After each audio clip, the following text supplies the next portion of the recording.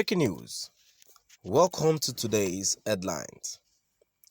Huriwa flees DSS for denying Nnamdi Kanu access to lawyers. Huriwa flees DSS for denying Nnamdi Kanu access to lawyers and others. To my dear listeners, from wherever you're listening from, stay tuned as I read today's news. The Human Rights Writers Association of Nigeria, Huriwa, yesterday decried the Department of State Services, DSS, for denying the detained leader of the indigenous people of Biafra, IPOB, Nnamdi Kanu, access to his lawyers, contrary to court orders. It condemned the DSS alleged lawlessness and high-handedness since Kanu's abduction and extradition from Kenya in June last year. A statement issued in Abuja by its national coordinator, Comrade Emmanuel Onwubiko, said the DSS actions against Kanu, if verified, would be the highest manifestation of lawlessness and disregard for the judiciary. Onwubiko recalled that the DSS had been flouting the orders of Justice Binta Nyako and that the judge had not deemed it fit to sanction the DSS. He said the judge had ordered that the DSS gives Kanu maximum comfort in court study, including changing of clothes, access and use of his Jewish materials and other items of his faith, as well as freedom to converse with other detainees.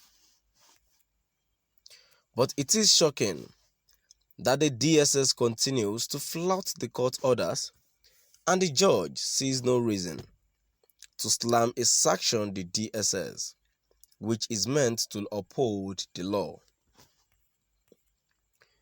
The contempt application against the DSS, reportedly filed by Kanu's lawyers, has neither been heard or transmitted to any judge for adjudication, thereby triggering suspicion that the Nigerian judiciary has surrendered its constitutional powers to the executives that controls the DSS.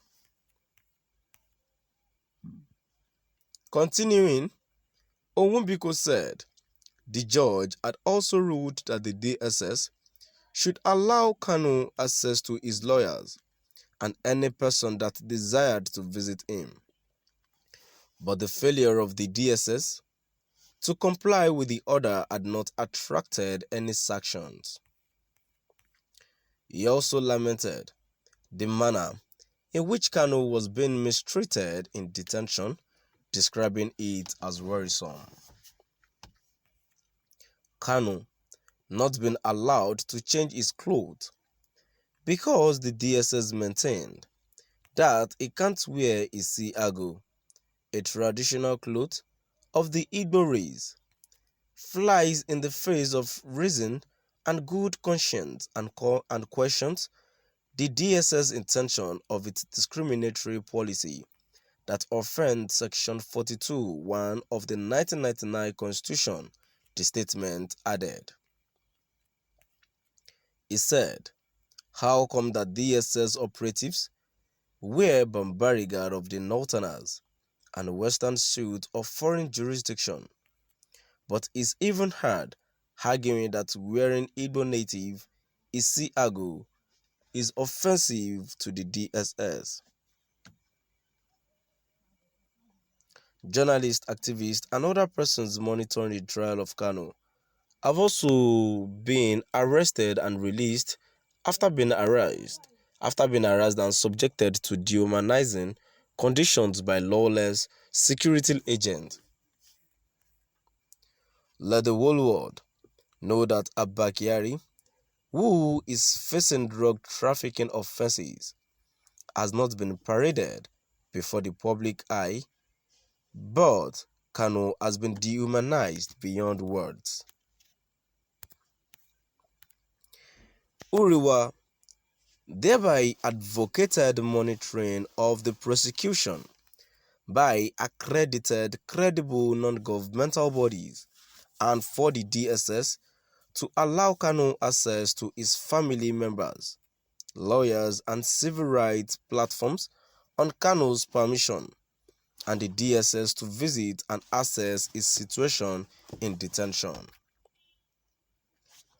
The Human Rights Writers Association of Nigeria, Uriwa, yesterday decried the Department of State Services, DSS, for denying the detained leader of the indigenous people of Biafra IPOB, Nnamdi Kanu, access to his lawyers contrary to court orders.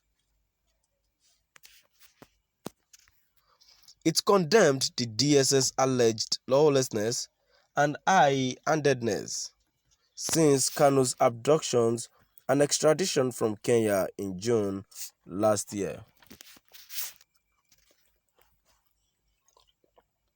A statement issued in Abuja by its national coordinator, Comrade Emmanuel